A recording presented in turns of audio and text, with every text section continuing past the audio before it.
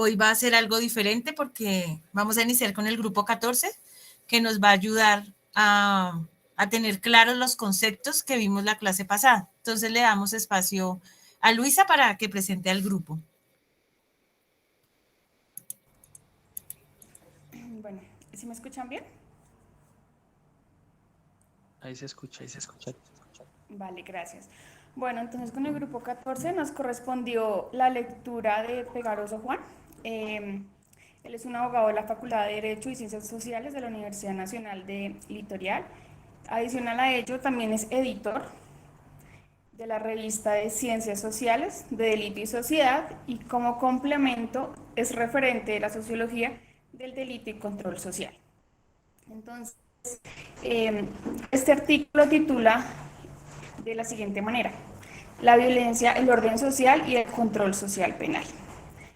Para contextualizar un poquito, porque ya los chicos nos van a ampliar la información, podemos decir que este artículo menciona el orden social como una propuesta pacificadora de las relaciones sociales, que de hecho también está ligado a las relaciones de la fuerza en una sociedad, junto con o en conjunto con una amenaza o violencia para hacer cumplir las leyes del orden social. Entonces, ¿qué nos pretende dar a entender esta lectura? En la forma en que las leyes civiles son y establecen y cómo tratan de ejercer el poder. Entonces, sin más preámbulos, les doy la palabra a los chicos para que por favor se presenten y nos hablen acerca de este artículo tan importante. Gracias. Ok, listo, perfecto. Gracias, Lisa. Bueno, creo que se escucha un poco eco. No sé si podrías quitar el micrófono un momentico, Lisa. ¿Puedes hablar más duro, por favor? Sí, si podrías apagar el micrófono un momento porque hay eco. Dale, dale. Dale, gracias. Creo que ya así está bien, listo. Creo que ahí se escucha bien. Bueno, entonces, como mencionó Luis anteriormente, nosotros somos el grupo 14. Mi nombre es Andrés Felipe Herreño, soy estudiante de medicina y ya van a comenzar a presentarse pues mis compañeros. Hola a todos, mi nombre es Alejandra Guiza, soy estudiante de cine y televisión de la sede de Bogotá. Buenas tardes para todos, mi nombre es Manuel Aguilar y soy estudiante de último semestre de Gestión Cultural y Comunicativa de la sede Manizales. Buenas tardes, mi nombre es José Miguel Chávez, estudio física y hago parte del grupo 14 para esta actividad. Buenas tardes, mi nombre es Nicolás Vega, estudiante de Ciencia Política de la sede de Bogotá. Hola, mi nombre es Sebastián Forero, estudio medicina y hago también parte del grupo 14. Buenas tardes, yo soy Lina Uribe, estudio nutrición y dietética de la sede de Bogotá. Buenas tardes, mi nombre es Julio Javier Muñoz, estudio Ingeniería de Sistema en la sede de Bogotá. Creo que si no estoy mal, ya esos son pues, los integrantes del grupo. No sé si alguien, creo que falta alguien, no sé, José, ¿me confirmas? Creo que no. Listo, No, no perfecto. falta más nada. Entonces, bueno, básicamente les voy a explicar bastante rápido porque por cuestiones de tiempo, pues, bueno, no me puedo alargar mucho. Básicamente vamos a hacer una sopa de letras. La idea es que los participantes de este Meet, pues, intenten buscar palabras en dicha sopa de letras y si pueden, por favor, nos las ponen en el chat y nos dicen que por qué creen que qué relación tiene con los temas vistos en clase. ¿Listo? Al final de esa sopa de letras, pues vamos a hacer una retroalimentación por grupos conceptuales, por así decirlo, por grupo de palabras que tienen relación y vamos a explicar un poco, digamos, la función de dichas palabras en el texto. ¿Listo? Por ahora, pues les voy a dar una contextualización bastante rápida porque ya solo nos quedan 10 minutos. Básicamente, este texto habla del orden social. Bueno, obviamente el texto, la violencia, el orden social y el control social penal. Y habla del orden social y cómo este se relaciona con las sociedades, como decía Luis anteriormente, es una propuesta que busca encontrar como una especie de paz y armonía en las sociedades. Aún así, el texto nos plantea las problemáticas que puede abarcar el mismo y los comportamientos en las sociedades que se pueden llegar a dar en los diferentes individuos. Y asimismo, el autor nos lo plantea en 5 opciones conceptuales, lo menciona él, ¿Qué son? Que esas 5 opciones conceptuales pretenden explicar la relación entre el orden social y el control social, y asimismo pues interviene el concepto de violencia. Y esas 5 grupos relacionales los vamos a exponer al final. ¿Listo? Entonces damos inicio a la sopa de letras, por favor, a la exposición. Entonces recuerden, las palabras que vayan encontrando en la sopa de letras las van poniendo. ¿Listo? Entonces vas a tener más o menos 5 minutos para la realización de esta actividad.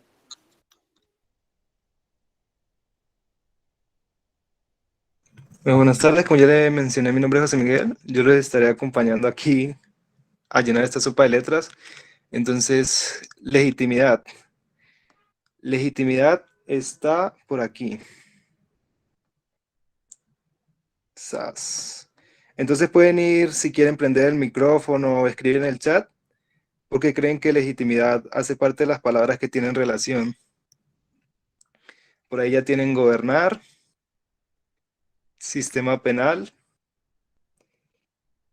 gobernar, está por aquí.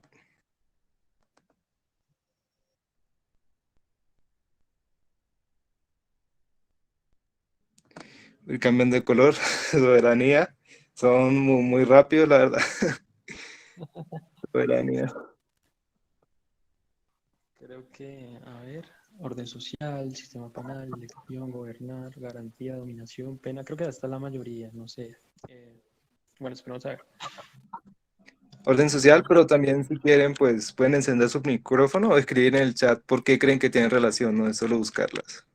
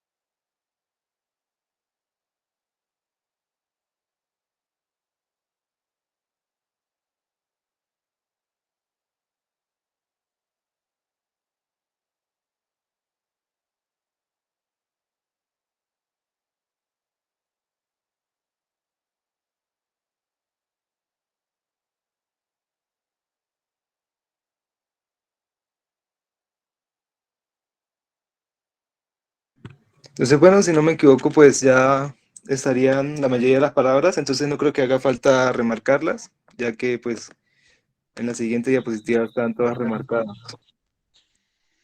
¿Sí? Tenemos aquí amenaza, a represión, a ideología, tenemos a gobernar, tenemos a dominación, tenemos a...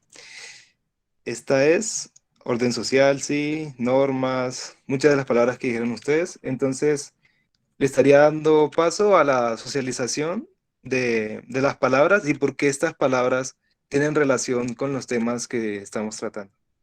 Listo, perfecto. Bueno, este es la primera grupo relacional que menciona el autor. Y como les decía anteriormente, el orden social él lo plantea como una propuesta que busca una armonía, una especie de paz. Sin embargo, él menciona que este se encuentra con unos problemas que lo desestabilizan. Y hay algo que me parece interesante, es que incluso creo que cita a Freud, no recuerdo muy bien, hace una referencia a que la naturaleza del humano puede estabilizar la misma, haciendo referencia a que cada individuo individualmente, pues, bueno, tiene sus concepciones cada uno sobre lo que es correcto, lo que es incorrecto, sobre lo que está bien y lo que está mal. Pero asimismo, el orden social pretende imponer, pues, ya sea por normas, por leyes, la Constitución, etcétera, lo que para el orden social está bien o está mal. Y digamos que eso crea como una especie de conflicto entre digamos, como tal, el orden social. Acá otro aspecto importante es que hace mención a que, claro, la violencia que genera el Estado para que se hagan cumplir las leyes y las normas es una violencia, entre comillas, legítima, o eso es lo que se ve. La violencia que hacen grupos sociales o individuos particulares es una violencia ilegítima. Y acá para finalizar, algo que bueno, es importante, y resumiendo, ya que no bueno, contamos con mucho tiempo, él hace referencia a que la sociedad como tal es una ideología, ¿no? Lo que está bien y lo que se pretende está bien. Y allí también hace una citación interesante que es como el orden social está creado por el humano y asimismo es bastante raro que afecte al humano, o sea, no debería ser de esa forma. Si nosotros creamos el orden social, ¿por qué el orden social nos afecta a nosotros? ¿No? Eso es una cuestionante ahí bien interesante. No debería ser de esa forma, aún así lo es. Entonces ahí hace la diferencia entre la sociedad, que es como tal la ideología, que en teoría debería funcionar, pero el orden social ya es la sociedad como representada en la realidad, ¿sí? En la práctica como tal. Y esa realidad pues es una realidad dominante y que usa violencia por parte pues, del Estado. Y ya, siguiente diapositiva, por favor.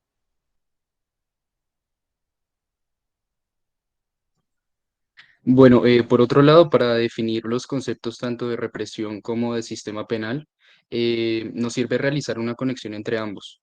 Digamos que en la lectura se habla de control social penal como una ética y como una política, en donde se entienden los postulados de Foucault que hablan de las relaciones de poder que existen entre los seres humanos y cómo unos ejercen poder sobre otros. Digamos que si entendemos esta mirada sociológica, podemos o podríamos decir que el sistema penal funciona como un facilitador de estas relaciones de poder, las cuales pues son inherentes a la conducta humana y a la sociedad. Por otro lado, para entender el término de represión, debemos decir que esta represión actúa como una forma, podríamos decir que de alimentar dicho sistema penal y de alguna manera entendiendo a la política penal como una suerte de premios y de castigos, siendo pues premiado quien se comporte bien y reprimido quien se comporte mal, según las lógicas del sistema penal dominante. Y pues para cerrar, podríamos citar a Foucault, donde él dice que el juego recíproco de los ilegalismos forma parte de la vida económica y política de la sociedad, y por ello el sistema penal se expresa en una política penal.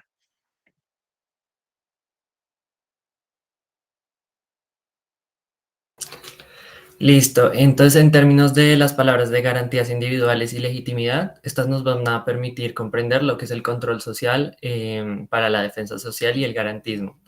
Entonces, digamos que se plantea desde el control social penal para esta defensa social que existe una problemática y que se reconoce que la seguridad interna es un valor máximo. Entonces, no se pone en duda el someter y el reducir ciertas garantías individuales y las libertades de los ciudadanos. Entonces, aquí lo que se plantea es que la libertad es un bien que se puede regular que se debe y que se puede regular por el Estado, y entonces empiezan a jugar otros principios que sería el de legitimidad y los principios del bien y el mal. Entonces, en la legitimidad establecemos que el Estado encarna lo que es la actividad racional, y en el principio del bien y el mal nosotros reconocemos que la sociedad, que lo colectivo es el bien y que el individuo generalmente va a permanecer como un sospechoso latente que va a ser el portador del mal. Entonces el garantismo como que contradice eso y habla sobre las limitaciones legales que debe tener el accionar punitivo desde el ámbito estatal y en general desde la acción del Estado.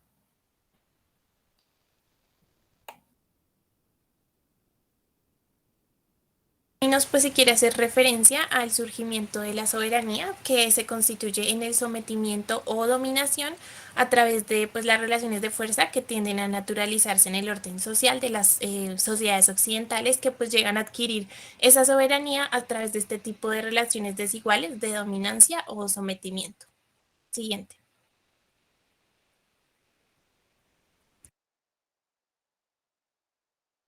Bien, ya hacia el final de la lectura del autor se acerca al concepto de la desviación, que no quisimos poner directamente, sino más bien como de dónde sale, ¿no? Entonces, para ejercer control sobre una sociedad, el gobierno necesita que sea homogénea y pues en ese orden de ideas aplica fuerzas sobre las personas que son diversas y que representan un peligro sobre esta aceptación de las conductas aceptadas o de las leyes. Y estas fuerzas pueden ser el control penal, por ejemplo, o la censura social.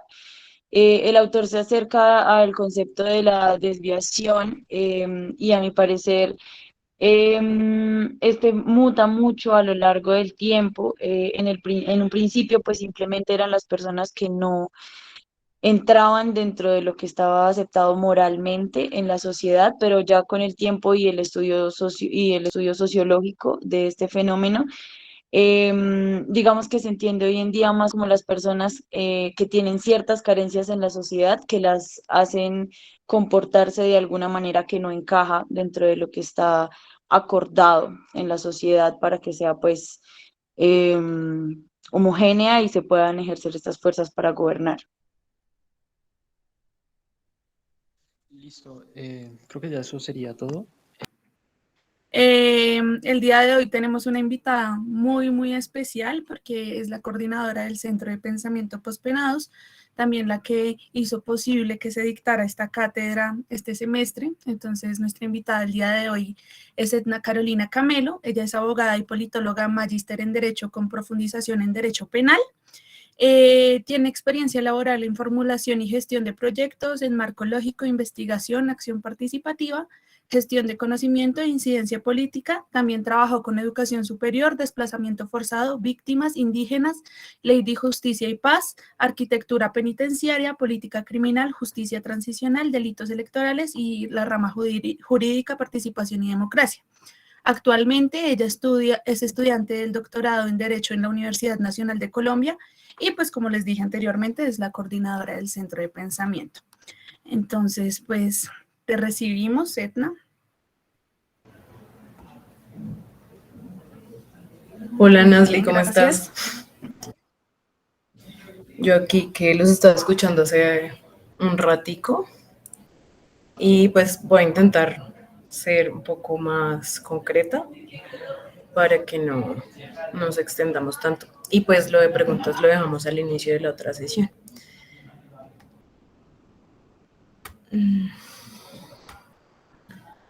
Lo que pensé para esta sesión es articular un poco algo que quedó un poco desamarrado de la sesión pasada con la profe Adriana, que vieron en el marco de Estado, control social y política criminal, ¿no? Entonces, amarrar estos tres conceptos. Y pues así tener un poco más de claridad para ya la siguiente sesión, con la siguiente invitada, entender un poco más el concepto de resocialización. Entonces, pues alcanzaron a ver unas cosas de Estado con la profe Adriana, pero quiero que las tengan un poco más vigentes para lo de política criminal. Y la pregunta básica, esperen un segundo.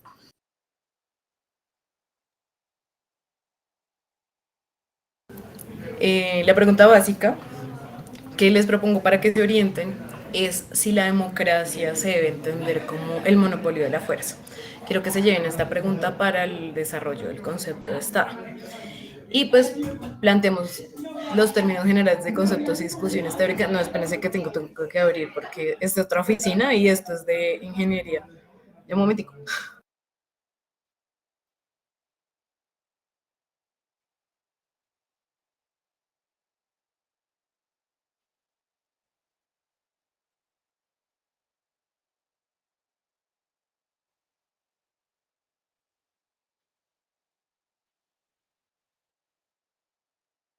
Qué pena con ustedes. Es que me prestaron la oficina para dictar justo esta sesión. Y bueno, estamos en el marco de las diferentes discusiones teóricas sobre el concepto de Estado. Y no quiero profundizar tanto en esto porque son discusiones, pues desde la anarquía, como en contra del Estado y todas las instituciones, hasta, no sé, un teórico que es súper sistémico y detalla cada funcionamiento de las comunicaciones y relaciones sociales.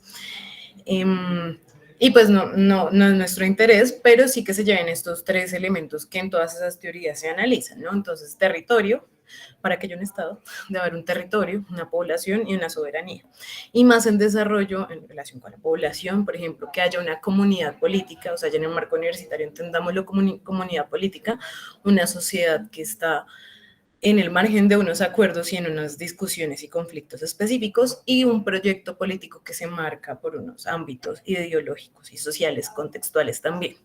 Y el otro elemento de soberanía, también marcado por la tradicional organización estatal de distribución de poderes, de organización política administrativa y de pesos contrapesos, esos tres elementos también claves en el marco de este punto.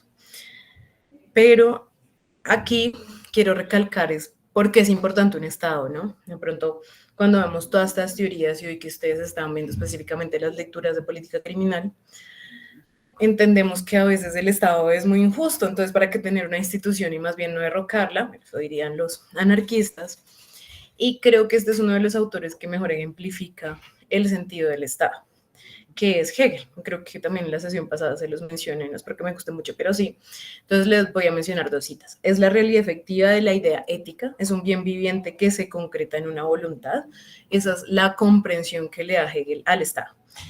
Y él también lo representa y lo relaciona con las diferentes comunidades políticas y sociedades que antes estaban, ¿no? Entonces, habían diferentes formas de relacionamiento, no todas dominantes, pero sí ejercían otros dominios y podían caer en diferentes tipos de violencias dispersas. Entonces era mejor la centralización de los diferentes conglomerados políticos y el diálogo a través de un eje central como el Estado, que además representa esta titularidad de la ética. Y entonces acá vemos, por ejemplo, el segundo elemento, el segundo concepto que él propone, que es la relación entre corporaciones e instituciones. Estas últimas permiten cerrar poco a poco la decisión entre lo particular y lo universal. Y bueno, esto es muy denso, pero él propone en su teoría filosófica como todas estas diferencias y distancias que hay entre yo como individuo, voy construyéndome poco a poco con mis cositas. Entonces tengo un concepto de mí mismo, un concepto del mundo, me lo voy armando desde pequeño y eso poco a poco se va articulando con lo universal.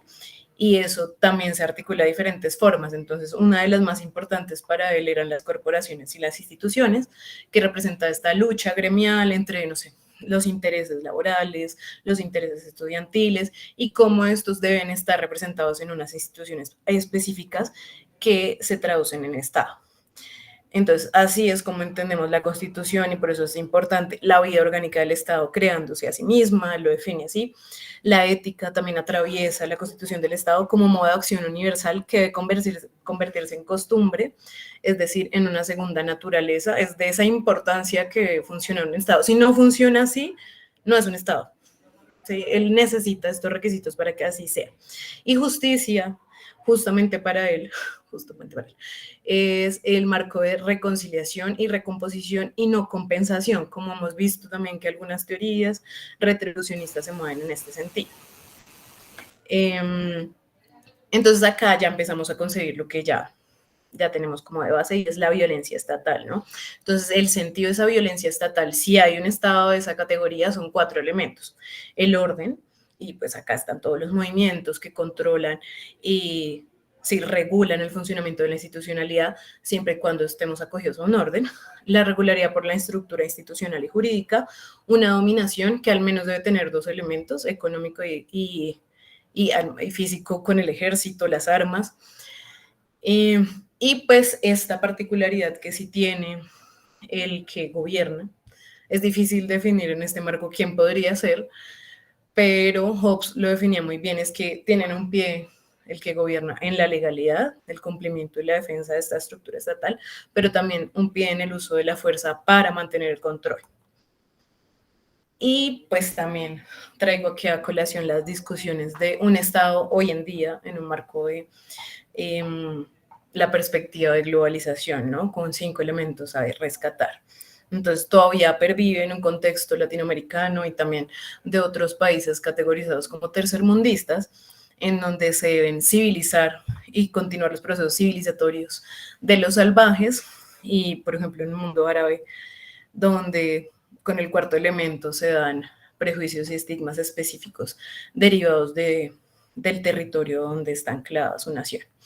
Esto con otras intenciones, pero con un discurso civilizatorio y de derechos humanos. También todo un sentido imperial detrás y las comprensiones de desarrollo específica.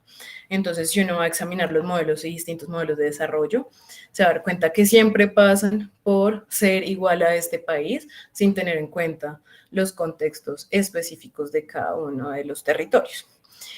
El tercero también, como la guerra en el marco de la anexión, es un punto fundamental para el Estado, pero también para este proceso civilizatorio global. y pues también como la comprensión y recomprensión de la política criminal en el marco de los riesgos globales y de un elemento muy importante que aparece también pues desde el 11 de septiembre.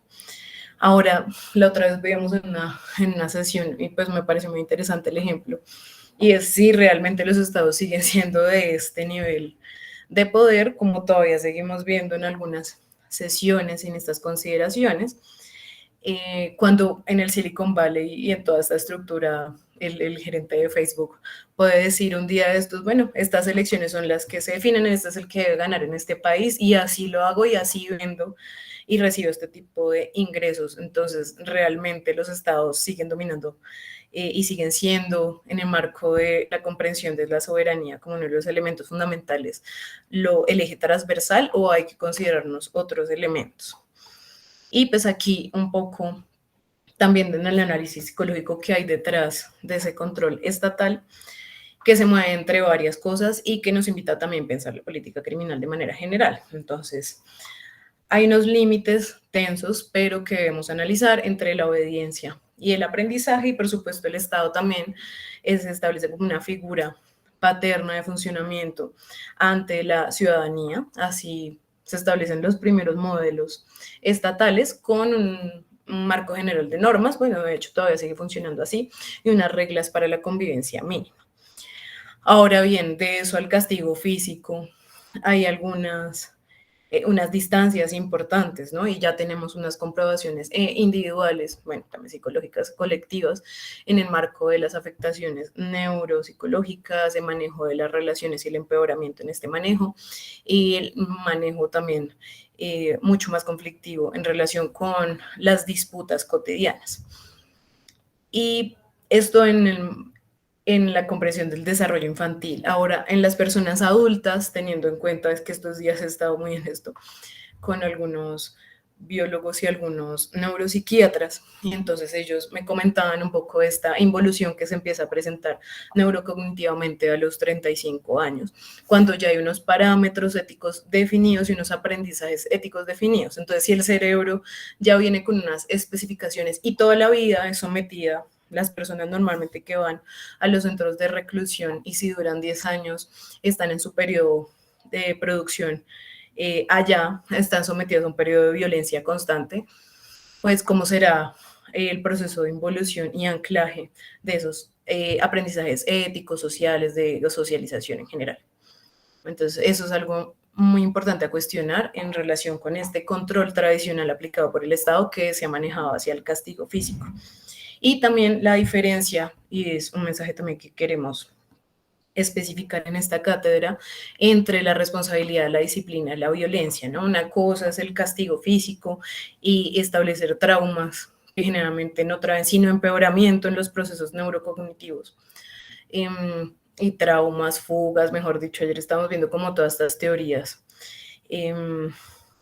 de fugas de la personalidad, pero sí va a haber un marco general disciplinario en relación a las consecuencias por el actuar, alternativas para comportarse de otra forma en otros contextos, límites específicos para ese comportamiento y reconocer que es una de las cosas que como sociedad colombiana nos hace falta un montón, la afectación al otro y los daños que le podemos ocasionar y de qué forma repararlos. Entonces acá esto dentro de la teoría del Estado nos permite diferenciar que una cosa es ejercer fuerza, otra cosa es ejercer violencia, y al menos dentro de las construcciones institucionales teóricas. Entonces, fuerza requiere ser organizada, establecer límites, asumir responsabilidades por ambas partes, y pues está muy anclada esa perspectiva liberal. Poco se ha cuestionado aquí, y eso hay que desarrollarlo más, lo ideológico y político, como si permiten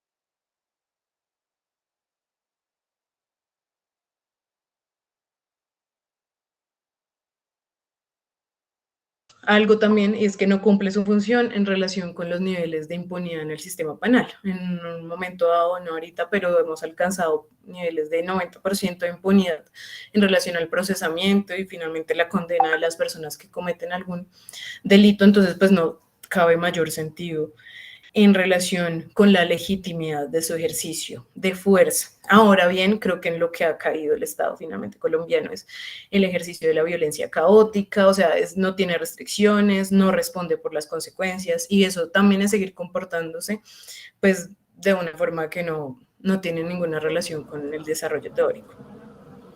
Y pues esto se adentra muy dentro de los márgenes de lo penal, que eso es lo que más trabajaron con la profe Adriana, en relación al control social punitivo institucionalizado. Eso es como el objetivo, que se institucionalice para centralizar que no todos podamos coger a una persona que, no sé, me acaba de hurtar en la calle y matarlo, sino que hay un procedimiento y unas garantías básicas para esa persona en el marco de unas discusiones históricas de derechos humanos, lo que no significa que no responda por la comisión de sus actos, ni que no tenga consecuencias por la comisión de los actos. La discusión es qué consecuencias, pero siempre debe haber una responsabilidad. Y pues, por supuesto, esto hace parte también de nuestro ejercicio ético como abogados. Ahora también es una invitación a pensar estos 4 elementos de la construcción de este sistema, y es la invitación que hace Zaffaroni en este caso. Entonces, que se construya abajo hacia arriba, que se maneje una comprensión general, una discusión general sobre el interés común, que haya una identificación de la política y las disputas políticas que hay detrás de todo esto, que también las hay, ya las hemos visto claramente, vimos a Lombroso, y entonces son los migrantes los que finalmente terminan pagando, y los grandes líderes de organizaciones narcotraficantes están en el Congreso. Entonces, pues eso no es coherente con las luchas políticas y sociales, pues que se deben clarificar.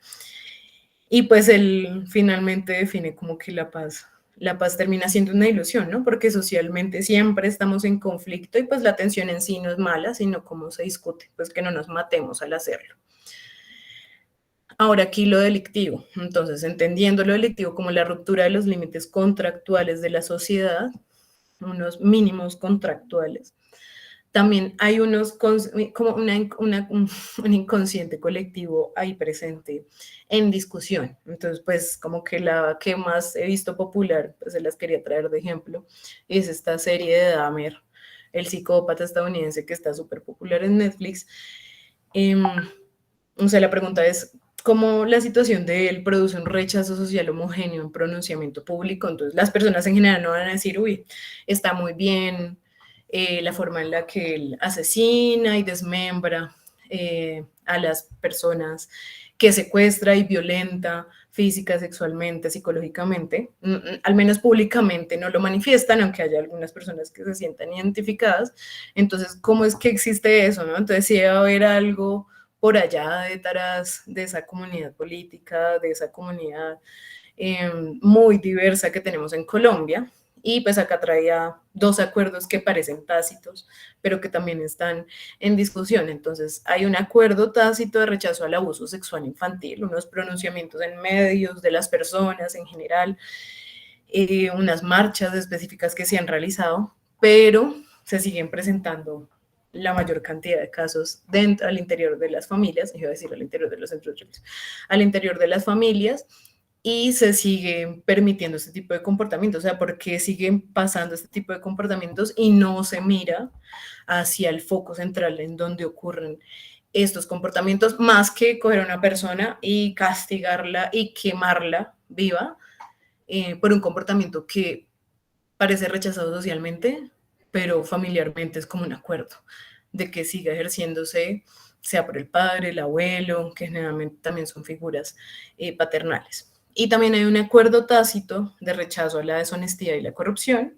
pero pues si me ofrecen un trabajito aquí, no sé si este senador me da tal cosa, o si este amigo me dice, bueno, hazme como este negocito, ahí sí yo varío mi ética, ¿no? Y contribuyo en relación con este fenómeno, y pues ya no es tan falta de ética, de tan corrupto, solo es corrupto si lo hace determinado personaje en el Congreso.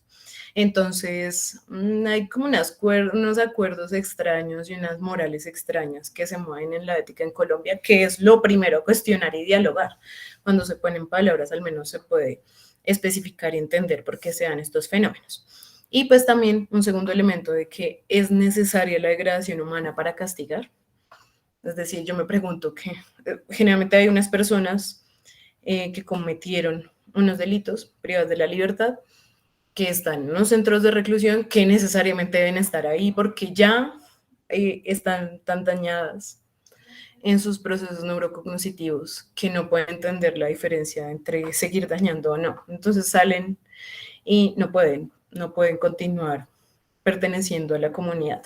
Pero a estas personas se les debe mantener en los centros de reclusión de la forma más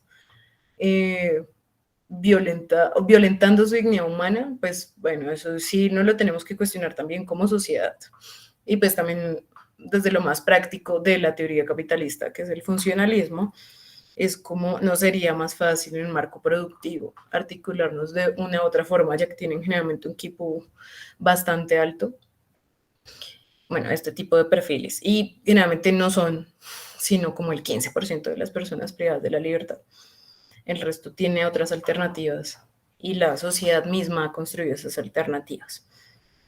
Y uno de los terceros elementos que nos atañe más continentalmente es cuál es el límite entre delinquir y cuestionar el poder político y económico. Porque una cosa, todos los estados lo tienen, eso sí, como delito, la sedición, pero una cosa es el delito político y otra cosa es el delito común, ¿no? Entonces, ¿no? Que voy a hurtarle este celular a esta persona para acabar con la sociedad capitalista. No, generalmente estas personas no tienen esta intención. Otra cosa es voy a tomarme determinado puesto para protestar y pues esta consideración sí puede ser un delito político. Esto introduce a una de las cosas que debe atravesar la comprensión de Estado y que ustedes van a hacer en el módulo 2, en sus comprensiones ya más de juicios de reproche y pues relatos específicos de la comunidad política, y es lo participativo, ¿no? Lo participativo en el Estado, ya entendido y puestos nosotros sentados en la Constitución Política de 91. Entonces no estamos en una democracia representativa, sino participativa, al menos como el objetivo del proyecto político que tenemos como nación. Y esto que significa también ponernos en un contexto latinoamericano, donde uno de los elementos transversales, y pues a mí esta autora me gusta muchísimo, que se llama Luciana Cadaya, que es una profe que estuvo en la Javeriana, de pronto escucharon unos problemas que tuvo también por su ejercicio político ahí en la universidad, que propone que una de las herramientas que va a atravesar lo participativo es el populismo. Y pues en las noticias de pronto han escuchado, no, que vamos a bajar, que quieren contra el populismo punitivo, pero pues es cuestionable el uso de este término. Entonces ella define populismo como una propuesta organizada en el seno del mundo plebeyo para transformar la naturaleza de la forma nación, lo plebeyo como lo pobre, lo degradado, o sea, lo peor, ¿no? Es bueno ejemplificarlo así como ella lo pone. Y pues acá a cuestionarse nosotros, pues a cuestionarnos nosotros es si hemos podido participar en algún momento, dialogar, discutir sobre la política criminal que ha sido tradicionalmente impuesta en Colombia.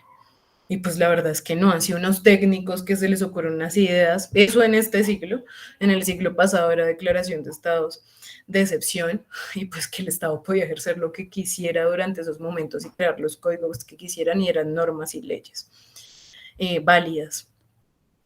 Y también pasar un poco en esta transición de Estado-Nación a nacional-popular, es decir, una articulación entre estas construcciones populares que finalmente han recepcionado todas estas violencias ejercidas en los centros de reclusión y han hecho algo con eso en sus comunidades, sea como sea, pero que también se ha transformado en otro tipo de violencias, en articulación con ustedes y nosotros, como nos categorizaría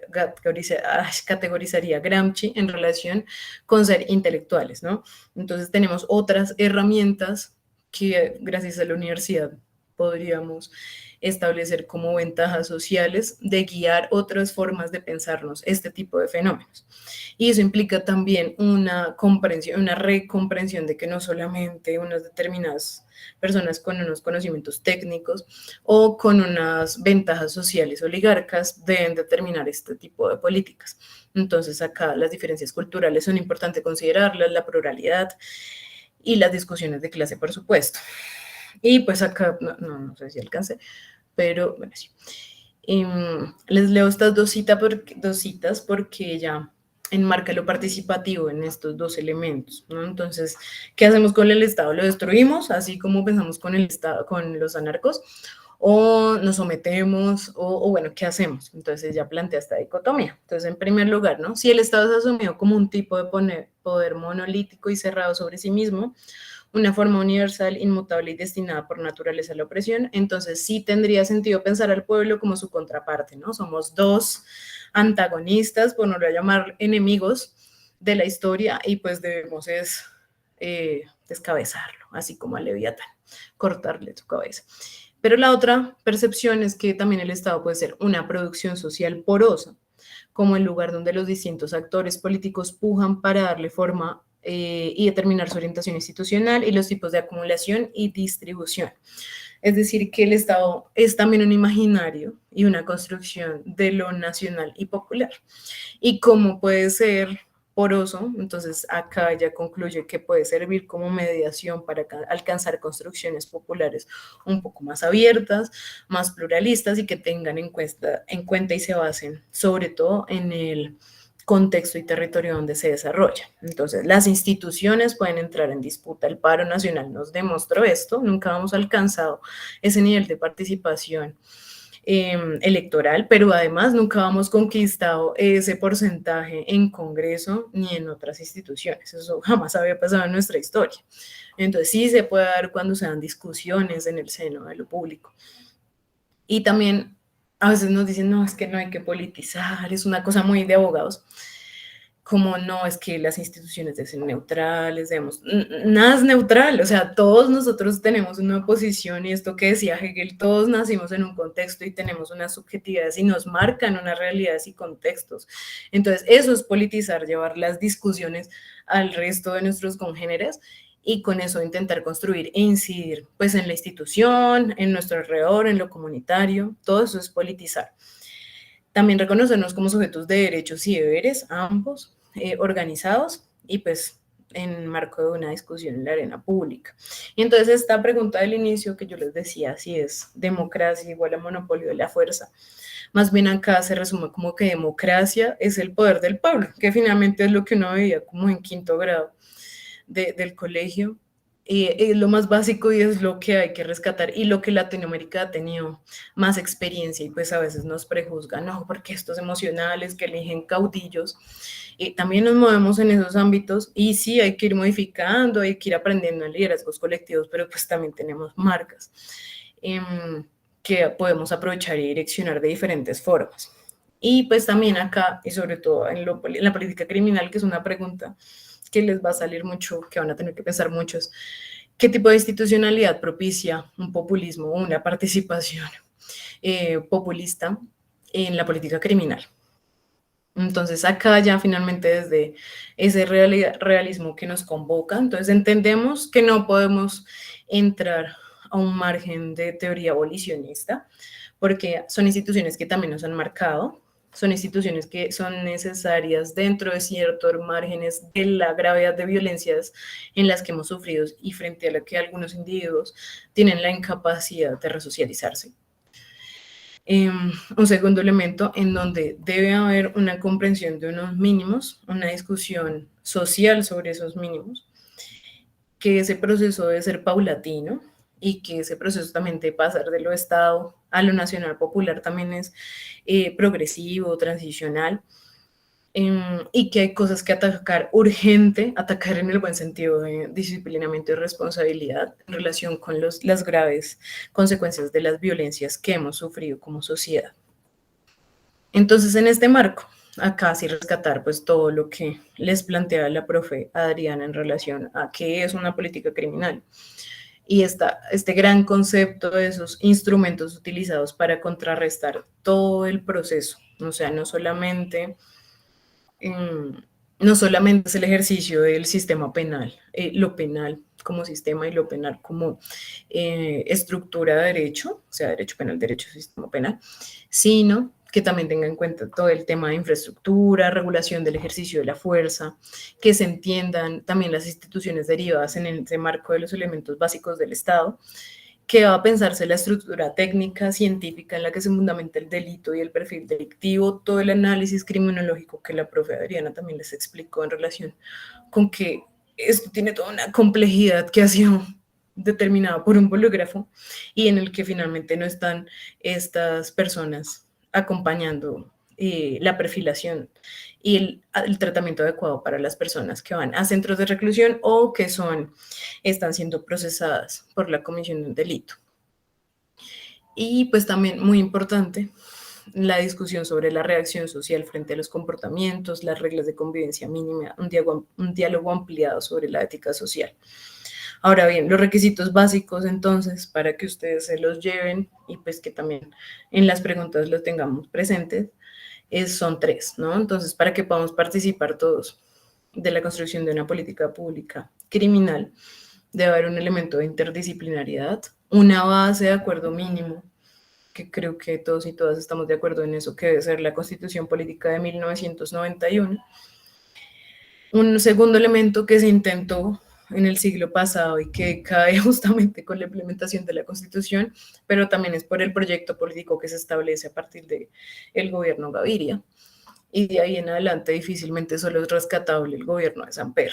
El resto profundizó unos esquemas de violencia y trajo unos modelos de globalización impuestos que solamente pues nos fragmentaron más como sociedad. Y en esto, al menos particularmente, priorizó el tema solamente de infraestructura en centros y pues construcción de centros de reclusión. Entonces acá tenemos que entender cuál es el contexto social y económico en el que vivimos para la aplicación de los castigos y pues en general de cómo se presenta el castigo, porque si no tenemos este cuarto elemento, que todavía no lo tenemos tan presente de manera estatizada y estadísticamente vinculada a las instituciones, es cómo se dan las causas y la interrelación entre los diferentes factores económicos, éticos, psicológicos, los políticos ahí también metidos. Entonces, al menos estos 4 elementos deben ir como requisitos mínimos. Y pues también el que les decía, para entender el proceso jurídico de castigar, tenemos que entender también este enfoque de complejidad, el modelo democrático que debe atravesar y pues la apuesta que hoy en día al menos está en los diálogos políticos que se están dando sobre la política criminal alternativa, la aplicación de otras medidas y el derecho penal mínimo, ¿no? Entonces, más enfocados en los fenómenos predelictuales y postdelictuales. Eso significa un trabajo con la sociedad en general abierta de discusión sobre seguridad, convivencia y criminalidad y una atención integral a la población que ha estado dentro de estos centros de reclusión en condiciones tan indignas como la que atravesamos. Entonces, recordarles una cifra que presentamos en audiencia pública hace poquito en Congreso de 1.710% de hacinamiento en un centro transitorio. 1.710% de hacinamiento, ¿cómo tiene sentido en relación con el propósito principal que tiene la pena en Colombia, que es la resocialización? Y pues que será el tema que profundizaremos en la siguiente sesión. Entonces, para que puedan dormir tranquilos, no, mentira. Y pues ya con eso se lleven una reflexión macro de lo que articula la importancia pues del Estado aquí en este juego de la articulación de la política criminal colombiana.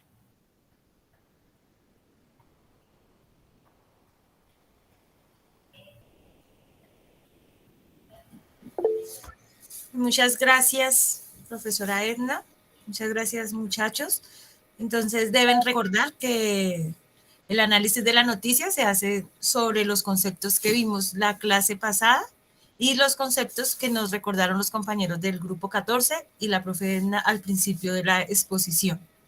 Si tienen alguna duda, pueden levantar la mano y quedarse en 2 minuticos mientras salimos todos.